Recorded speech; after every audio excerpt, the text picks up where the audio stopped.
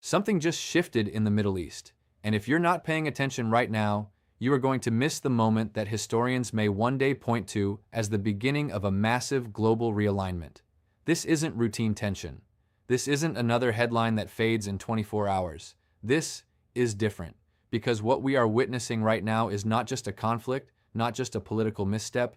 This is a miscalculation, a dangerous one. A miscalculation that could cost the United States not just influence, but everything it has spent decades building in the region. Let me say that again. Everything. Now ask yourself this: how does a superpower with unmatched military capability, global alliances, and decades of strategic presence end up in a position where one wrong move could unravel it all? Think about that for a second, because what just happened didn't come out of nowhere.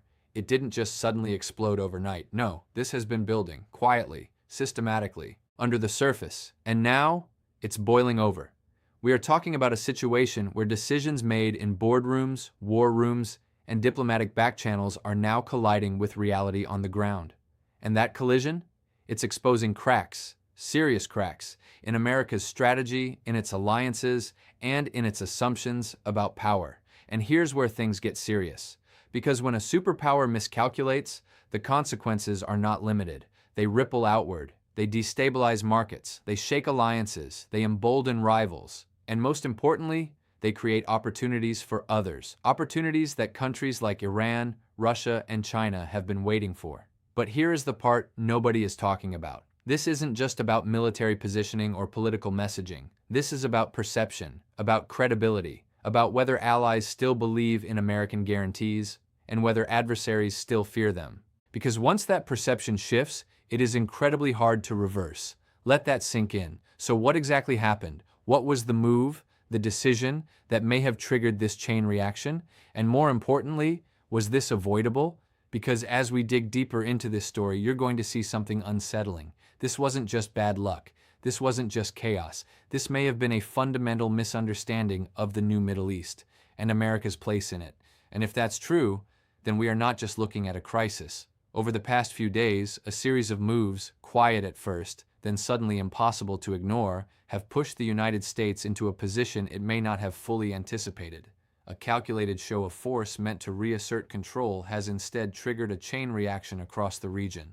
It began with a decision rooted in deterrence. Washington believed that by increasing its military posture, deployments, warnings, signals of strength, it could contain rising tensions and force its adversaries to step back. But here's the problem. The Middle East of today is not the Middle East of 20 years ago. Think about that. Regional players are no longer reacting the way they used to. They are not backing down at the first sign of pressure. In fact, they're doing the opposite. Instead of retreating, they are testing limits. Instead of de-escalating, they are probing for weakness. And that's exactly what we saw.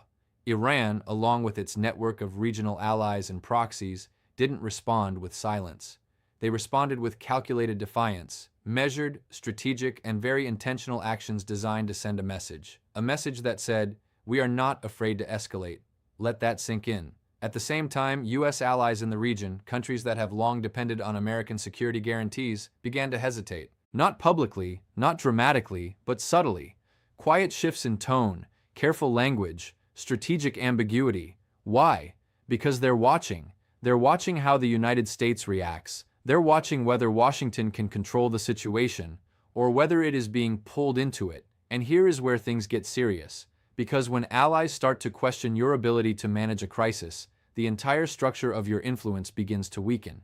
Think about that for a second. For decades, American power in the Middle East hasn't just been about troops or weapons. It's been about confidence. Confidence that the U.S. can stabilize, deter, and, when necessary, dominate.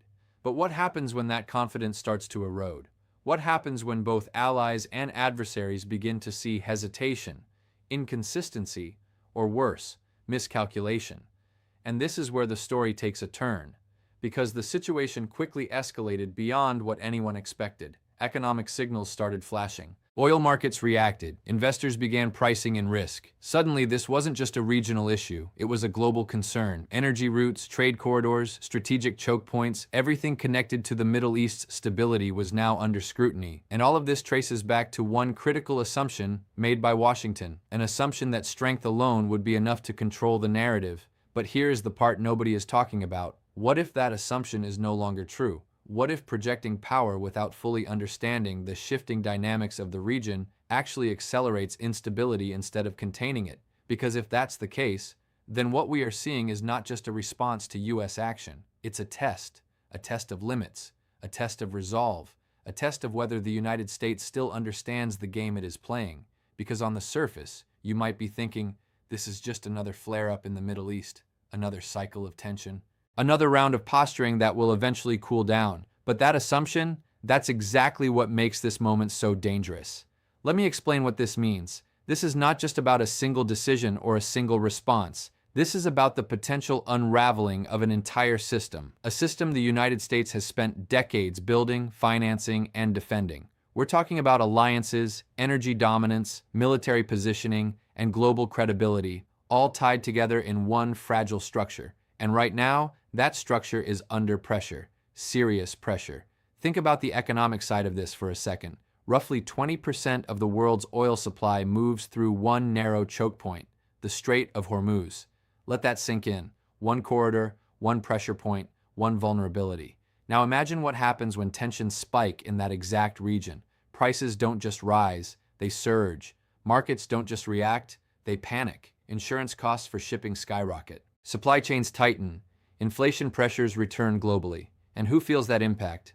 Everyone. From major economies in Europe and Asia to everyday consumers paying more at the pump. This is how a regional miscalculation becomes a global economic shock. But it doesn't stop there, because the political consequences may be even more significant. For decades, the United States has maintained influence in the Middle East, not just through force, but through trust, through the belief that it can manage crises, protect allies, and maintain order. But here's where things get serious. That belief is now being tested. If allies begin to doubt American reliability, even slightly, they start hedging their bets. They explore new partnerships. They diversify their security strategies. They open channels with rivals. Think about that for a second. What happens if countries that have long relied on Washington begin quietly strengthening ties with competitors like China or Russia? What happens when influence doesn't collapse overnight, but slowly erodes? Because that's how power actually declines, not with a single dramatic event, but through a series of small, compounding shifts. And this is where the story gets even more complicated, because America's adversaries are watching all of this very closely. They are analyzing every move, every hesitation, every inconsistency, and they are asking one simple question: has the balance of power begun to shift? Let that sink in, because if the answer, even partially, is yes, then this moment becomes more than just a crisis. It becomes an opportunity for rivals to expand influence, an opportunity to challenge US dominance in key regions, an opportunity to reshape the global order in ways that were unthinkable just a few years ago. But here's the part nobody is talking about. This isn't just about external perception, it's also about internal limits. The United States is managing multiple global pressures at once: strategic competition in Asia, ongoing commitments in Europe, economic uncertainty at home. Now add a volatile Middle East situation on top of that. How thin can you stretch power before it starts to lose effectiveness? How many fronts can one country manage before miscalculations become inevitable? Think about what that means, because this is not just a test of strength, it's a test of bandwidth. And right now, that bandwidth is being pushed to its limits. Every move, every response, every escalation, it all fits into a larger game that has been unfolding for years. And this is where the story takes a turn. Because while Washington believed it was reasserting control, other players in the region were executing a very different strategy, one built not on direct confrontation, but on patience, pressure, and precision. Let me explain what this means. Iran, for example, has not been trying to win a conventional war against the United States. That would be unrealistic. That would be catastrophic. Instead, it has been playing a long game, a game of asymmetry, a game of influence, a game of stretching its opponent thin without ever crossing the line into full-scale conflict. Think about that for a second. Rather than engaging head-on, Iran has spent years building networks, regional alliances, proxy groups, political leverage points across multiple kaveknis: Iraq, Syria, Lebanon, Yemen, each one a piece of a larger puzzle. And when pressure increases, those pieces move. Not all at once, not in a predictable way, but just enough to create friction, just enough to create uncertainty, just enough to force the United States to react. And here is where things get serious, because reacting is not the same as controlling. Let that sink in. When you are constantly responding to smaller, dispersed challenges, you are no longer dictating the pace of the game, you are being pulled into it. And that's exactly what this strategy is designed to do. Stretch resources, divide attention, create multiple pressure points, and most importantly, increase the risk of miscalculation. Because the more moving parts there are, the harder it becomes to manage escalation. Now think about Washington's position. On one hand, it needs to project strength. It needs to show that it will defend its interests and its allies.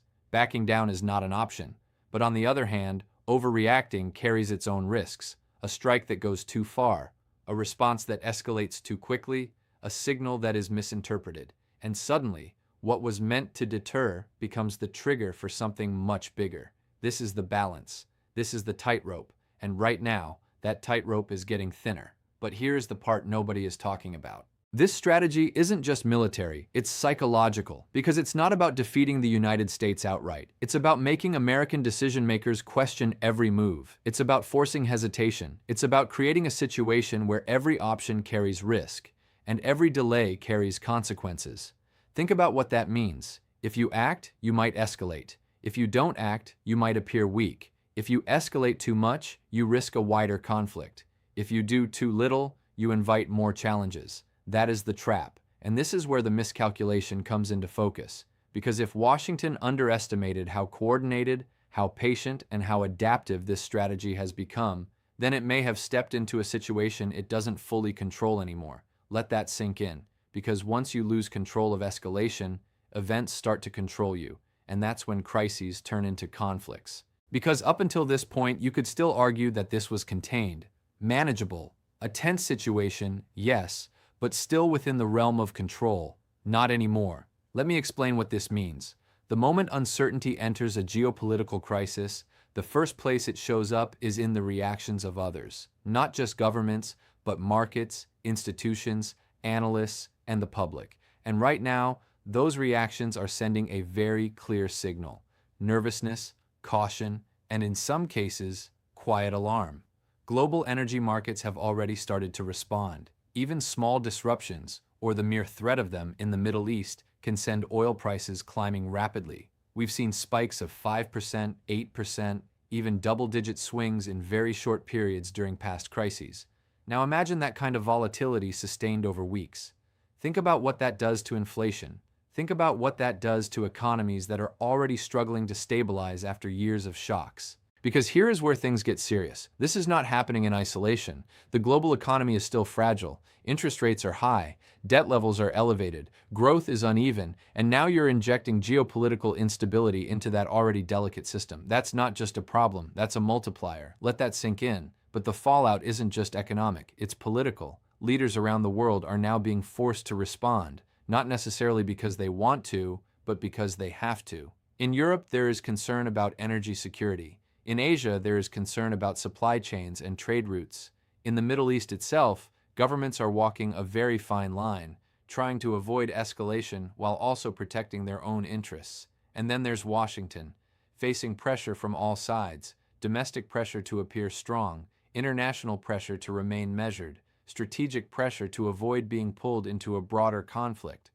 Think about that balancing act, because this is where the risk of miscalculation increases even further. When leaders are under pressure, decisions accelerate, and when decisions accelerate, mistakes happen.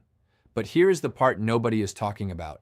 Public perception is starting to shift, not dramatically, not all at once, but subtly. Questions are being asked. Is the United States in control of this situation?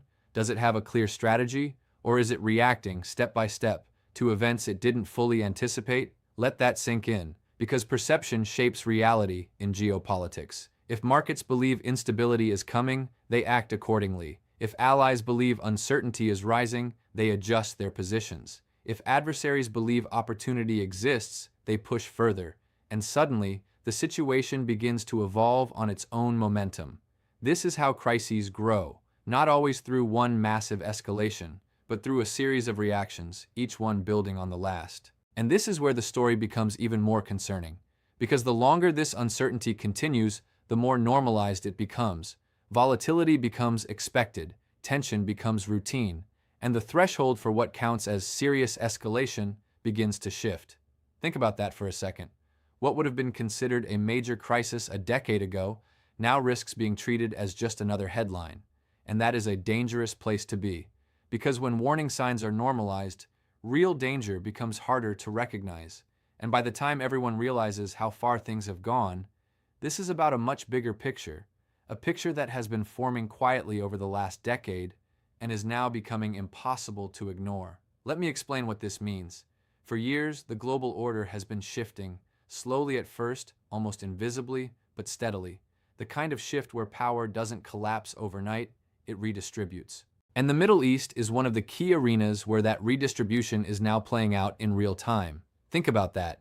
This region has always been strategic: energy, geography, trade routes. But today, it's something more. It's a testing ground, a place where emerging powers are challenging old assumptions, and where the limits of traditional influence are being exposed.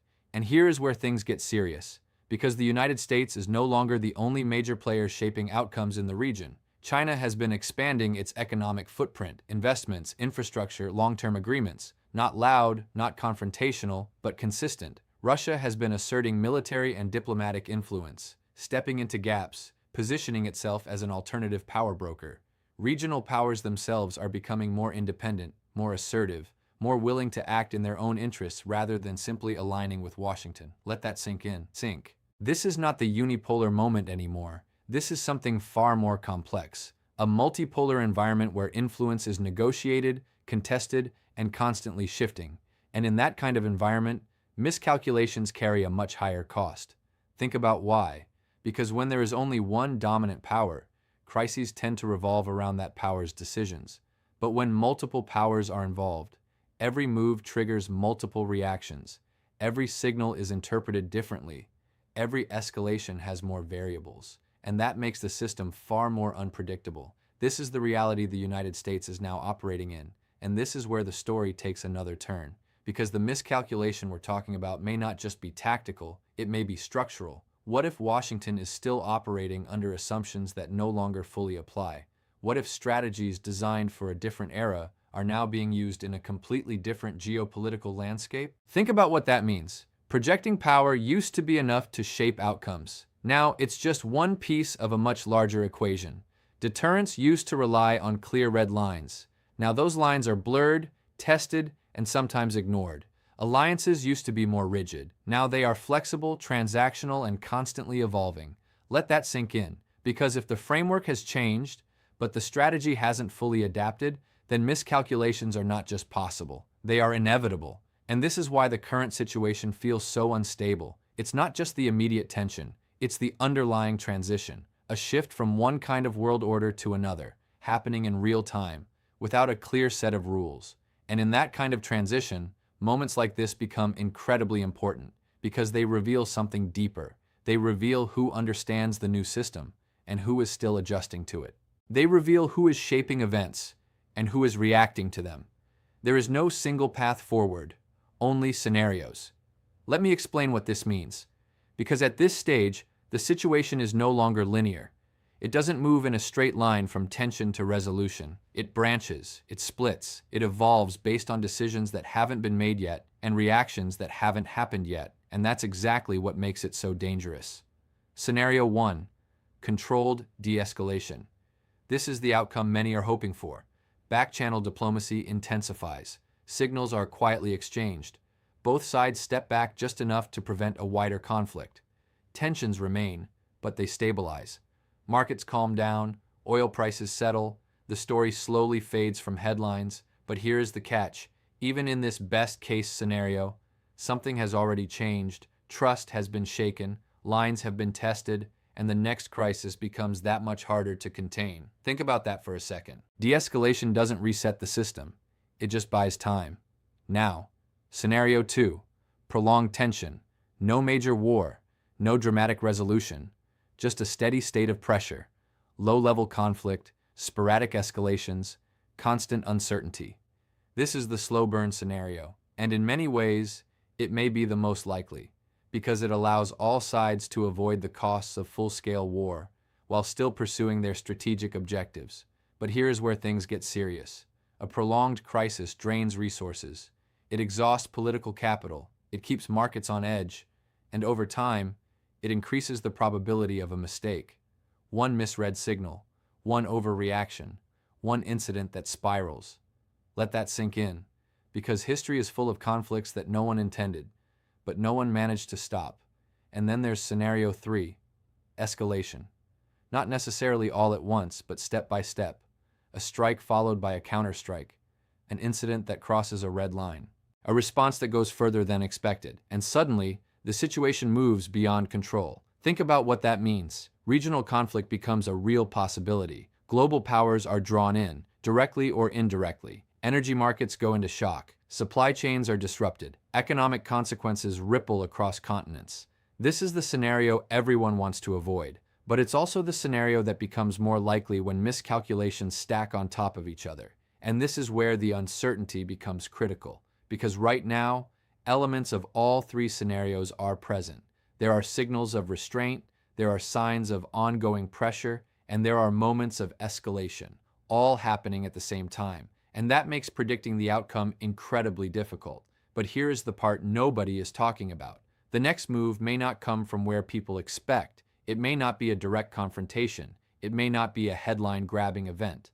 It could be something smaller, more subtle, but strategically significant. A shift in alliances, a new agreement, a quiet repositioning of power. And by the time it becomes visible, the balance may have already changed. Let that sink in. Because in situations like this, the biggest developments are often the ones that don't make immediate noise. They happen quietly.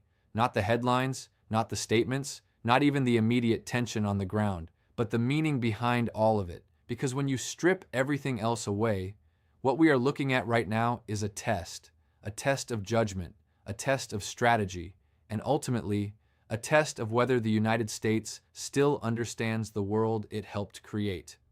Let me explain what this means. For decades, American power has rested on a combination of military strength, economic influence, and global credibility. Not just the ability to act, but the belief that when it acts, the outcome is controlled. But what happens when control becomes uncertain? What happens when strength is no longer enough to guarantee stability?